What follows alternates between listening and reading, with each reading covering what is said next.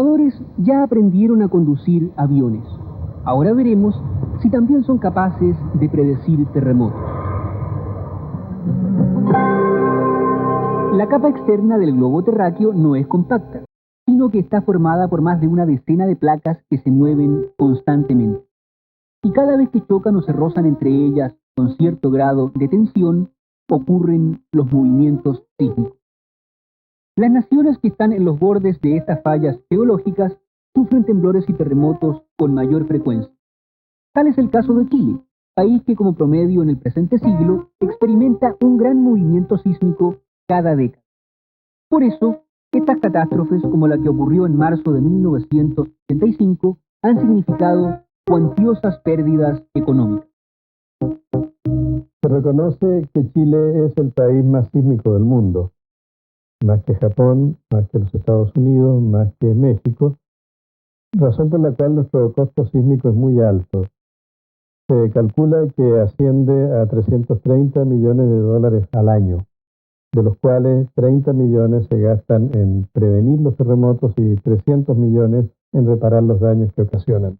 Si no tuviéramos terremotos, si pudiéramos invertir productivamente ese dinero, nuestro estándar de vida se habría más que duplicado. Y si lo invirtiéramos mejor que lo estamos invirtiendo, gastando más en prevención y menos en reparaciones, probablemente podríamos mejorar nuestro estándar de vida en un 50-60%. El terremoto chileno del año 1985 es el que los expertos están estudiando con más detalles actualmente en el mundo. En aquella oportunidad, la Red Sismológica Nacional obtuvo 32 registros del fuerte movimiento. No hay otro terremoto ocurrido hasta ahora del cual exista tal cantidad de antecedentes.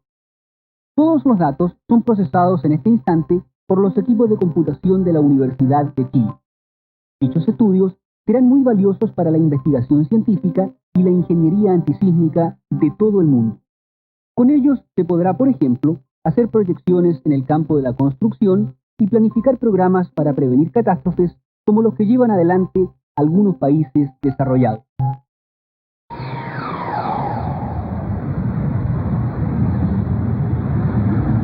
En Japón, como promedio, se registra un terremoto cada 3 años que provoca desgracias personales o daños materiales. Según los expertos, Tokio, la capital del país y la ciudad más poblada, sufrirá en un futuro próximo un fuerte sismo, equivalente al que se produjo en México en 1985. Por eso aquí se realiza una intensa labor para prevenir desastres. Y en esta tarea, la computación es una herramienta muy importante, en especial en lo que se refiere a estudios de terremotos. El principal centro sismológico japonés se encuentra a 60 kilómetros de Tokio. Allí, avanzados computadores controlan una completísima red de equipos que registra los movimientos terrestres. Cada uno de estos sismógrafos computarizados recibe señales de sensores remotos distribuidos en 70 lugares distintos del país.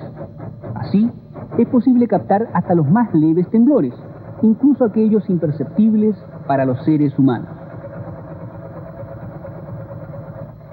Toda la información que llega a los sismógrafos es procesada luego por los computadores, los cuales entregan valiosos datos que permiten a los expertos hacer un detallado seguimiento de la actividad sísmica y predecir catástrofes.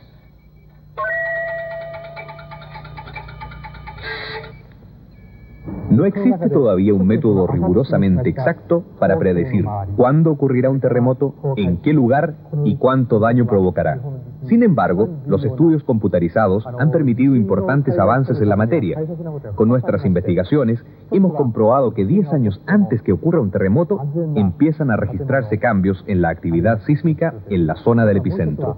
Por lo tanto, si uno hace un seguimiento acucioso, es posible identificar las zonas de peligro mucho antes que ocurra una catástrofe.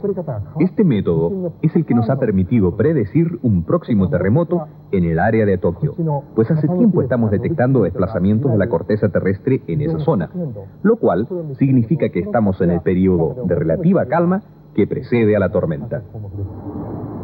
¿De qué magnitud será este movimiento sísmico? Nosotros pensamos que será un terremoto grado 8, en la escala de Richter, vale decir similar a los grandes movimientos que afectaron a México y Chile durante el año 1985. Según los expertos de Japón, el próximo terremoto en ese país podría comprometer una franja de 600 kilómetros de largo, en la cual se encuentran grandes ciudades como Tokio, Yokohama, Hamamatsu y Shizuoka. Esta es un área de gran actividad, pues tiene un alto número de industrias.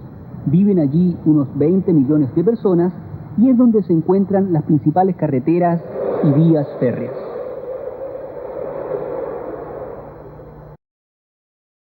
Una de las inversiones más fuertes que hace el gobierno japonés en investigación científica se registra en la prevención de catástrofes. En el campo de la ingeniería antisísmica, por ejemplo, equipos computarizados simulan terremotos para estudiar la resistencia de los materiales de construcción.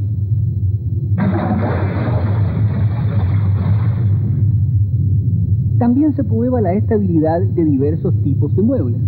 Y, por supuesto, hay gente que se somete a la experiencia de un temblor artificial.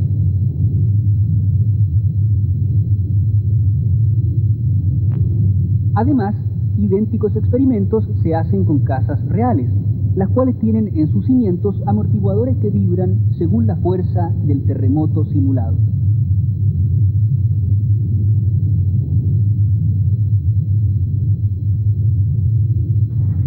Por último, todos los habitantes de las ciudades amenazadas participan en simulaciones de catástrofes. Así, aprenden a evacuar edificios, medios de transporte y sitios congestionados en caso de una emergencia. A la vez, saben cómo actuar para protegerse a sí mismos y auxiliar a quienes necesitan ayuda. En el último terremoto registrado en Tokio, murieron más de 10.000 personas. La idea es que en un próximo movimiento sísmico, los daños y las víctimas disminuyan todo lo que sea posible. Por eso hemos invitado al estudio al ingeniero señor Elías Arce, profesor de la Escuela de Ingeniería de la Universidad de Chile y presidente de la Asociación Chilena de Sismología e Ingeniería Antisísmica. Él ya nos dio interesantes datos en el reportaje, pero queremos preguntarle ahora, ¿qué está haciendo Chile para predecir terremotos? En Chile, debido a los altos costos del equipamiento que se necesita para investigar el origen de los terremotos, que desgraciadamente en nuestro país se producen a grandes profundidades, 50 o más kilómetros, estamos haciendo muy poco en el sentido instrumental. Tenemos sí un buen nivel de investigación teórica. Los trabajos hechos en el país por sismólogos chilenos son conocidos en todo el mundo.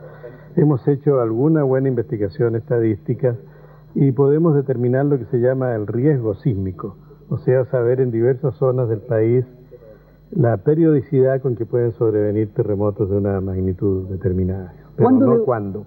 ¿Cuándo debiera ser el próximo terremoto en Chile? Bueno, en Chile hemos tenido históricamente un terremoto destructivo cada 7 años en algún lugar del país. Pero a lo largo del país las zonas son distintas. El país está dividido en provincias sísmicas que tienen distinta periodicidad. Por ejemplo, en la zona de Santiago hay un terremoto destructivo cada 80, 85 años, en la de Concepción cada 40 años, en la de Valdivia cada 60. Y hay algunas zonas del país que se denominan lagunas sísmicas, donde hace mucho tiempo que no tiembla y ya les tocaría a algunos estadísticamente. ¿Cuáles son? Hay 2 lagunas sísmicas más o menos identificadas, una de ellas en la zona de Arica, a Antofagasta, el Norte Grande, donde el último gran terremoto fue el siglo pasado, cuando un maremoto destruyó la ciudad boliviana de Cobija, 1870 y tanto.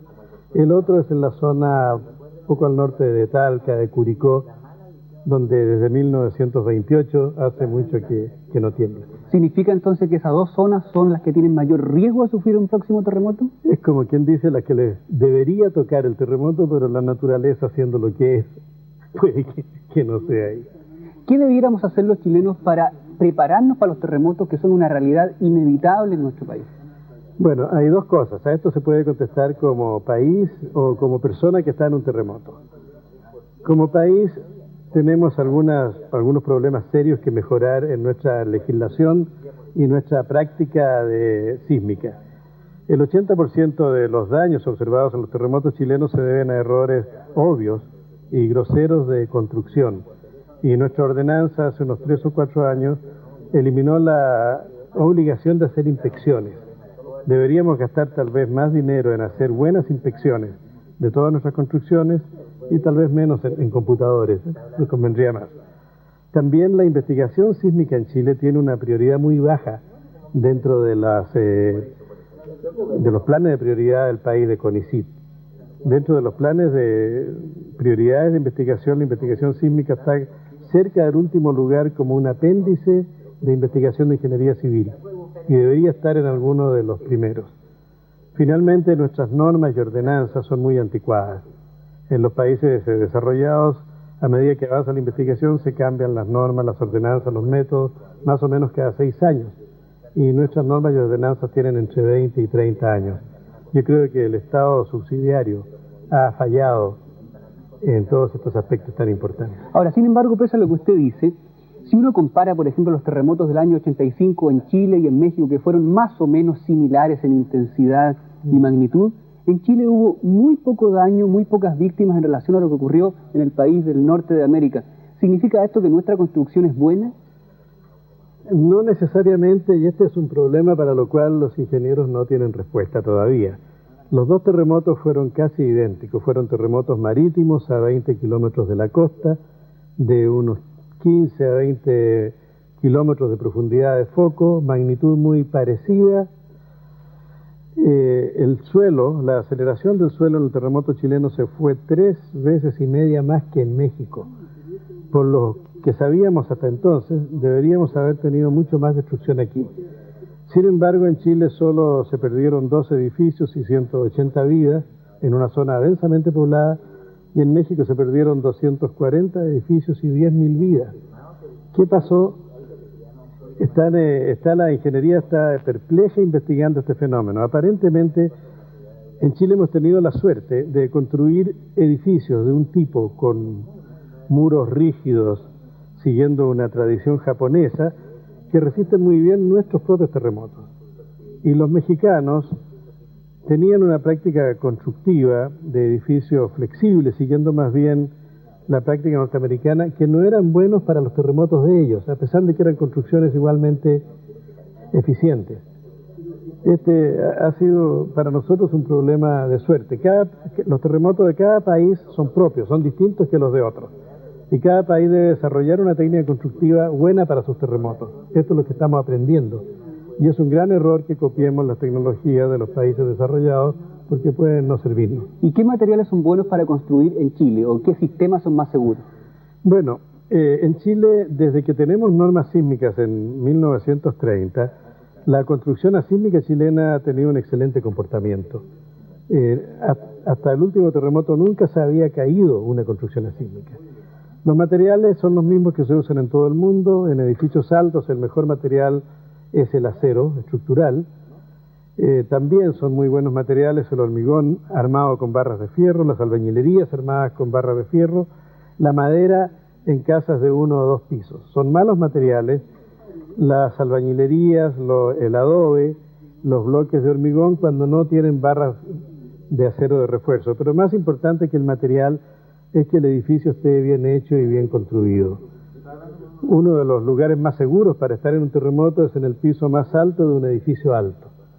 Estadísticamente son los que tienen menos daños, menos pérdidas de vida, porque un edificio alto es tan complejo que por necesidad está mejor construido, mejor calculado y tienen reservas de energía muy grandes. ¿Qué avances hay a futuro para que los edificios resistan mejor los terremotos? Tal vez el desarrollo más interesante es lo que se llama la aislación sísmica, que consiste en poner dispositivos entre el suelo y el terremoto para que se mueva la tierra y no se mueva el edificio. Esto es similar, por ejemplo, a los amortiguadores de los automóviles. Yendo en un CX, en un camino malo, el movimiento de las ruedas, que es atroz, no lo siente la persona que va conduciendo. La filosofía en este caso es que los terremotos hay que aislarlos y no resistirlos. Se ha hecho mucha investigación teórica y se han probado en mesas vibratorias estos sistemas de aislación y se ha logrado que los movimientos y las fuerzas sísmicas en un edificio sean más o menos la 10ª parte de lo que serían si no existieran los aisladores. Esto es evidentemente la respuesta en el futuro. Si hiciéramos eso en Chile, lo que ahorraríamos por tener edificios mucho más livianos es enorme. Y desgraciadamente todavía los aisladores sísmicos no han sido probados en un gran terremoto. No ha tocado la suerte de que estén en un gran terremoto. En Chile en estos momentos se está considerando la posibilidad de usar aisladores sísmicos por primera vez en Sudamérica en un proyecto bastante grande de una empresa de cobre en Chuquicamata. Gracias, ingeniero Arce. En realidad muy ilustrativa la información y esperamos que en el futuro se desarrollen estos sistemas que hacen disminuir 10 veces los efectos de un terremoto en los edificios.